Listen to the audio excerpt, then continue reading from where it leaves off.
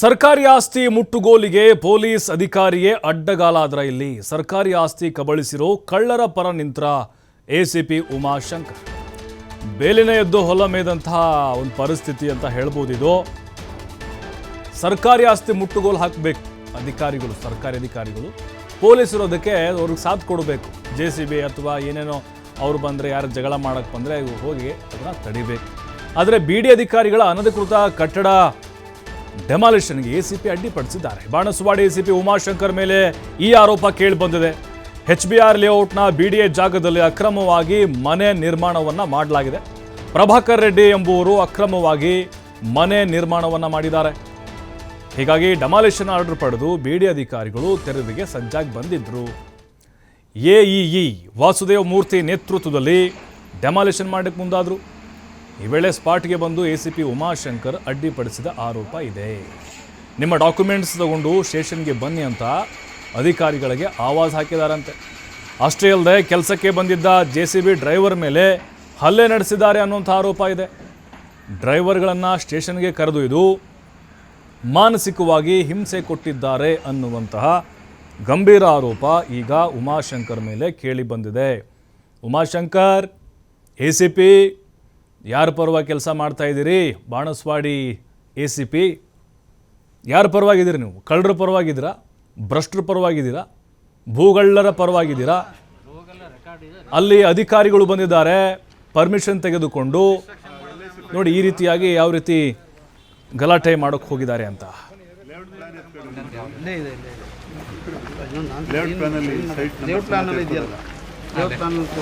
ಅದನ್ನ ಯೂಸ್ ಮಾಡೋದಕ್ಕೆ ಅವನಿಗೆ DL ಇದೆ ಅಂತ ನೋಡ್ಬೇಕು. ಓಪನ್ ಮಾಡಿಸಿ ಕರ್ಕೊಂಬಂದ ಈ ಸೈಟು ನಾನು ಕ್ವಶನ್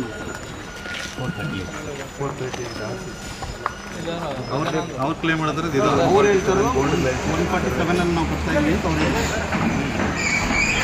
ಅವ್ರ ಲೈನ್ ಪ್ರಕಾರ ಇದನ್ನು ಅವ್ರು ಸರ್ಕಾರದ ಮೂರನೇದಿದೆ.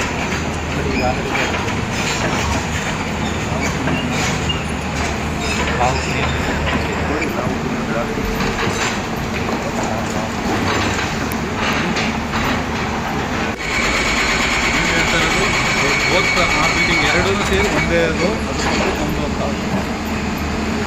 ಮಾಡಿದ್ದಾರೆ.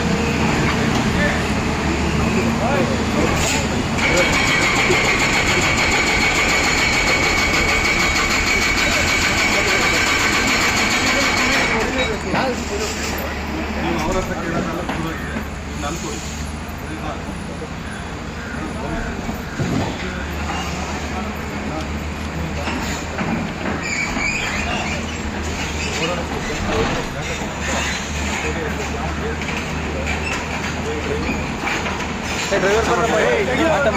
ನಮ್ಮವ್ರು ಯಾರು ಹೇಳಿದ? ಯಾಕೆ ನೀವು ಹೇಳಿದ್ರೆ ಒಂದು ಜೂರಿಸ್ಡಿಕ್ಷನ್ ಆಫೀಸರ್ಗೆ ಒಂದು ಡ್ರೈವರ್ ಮಾತು ಕೇಳೋದು ನಿಮಗೆ? ನಿಮಗೆ ರೋಡಲ್ಲಿ ಅಡ್ಡಾಡ್ಕೊಂಡು ಹೊಡಿತಾ ಇರೋದು ಸರ್.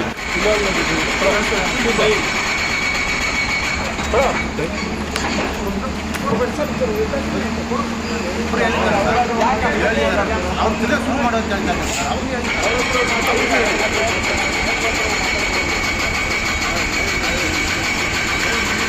ಅವ್ರು ಹೇಳಿರಿ ಸರ್, ಅವರು ಹೇಳ್ತಾ ಇದ್ದಾರೆ. ಮತ್ತೆ ಹೇಳಲಿ ಅಂತ ನಾನು ಹೇಳ್ತಾ ಇದ್ದೀನಿ. ಇದು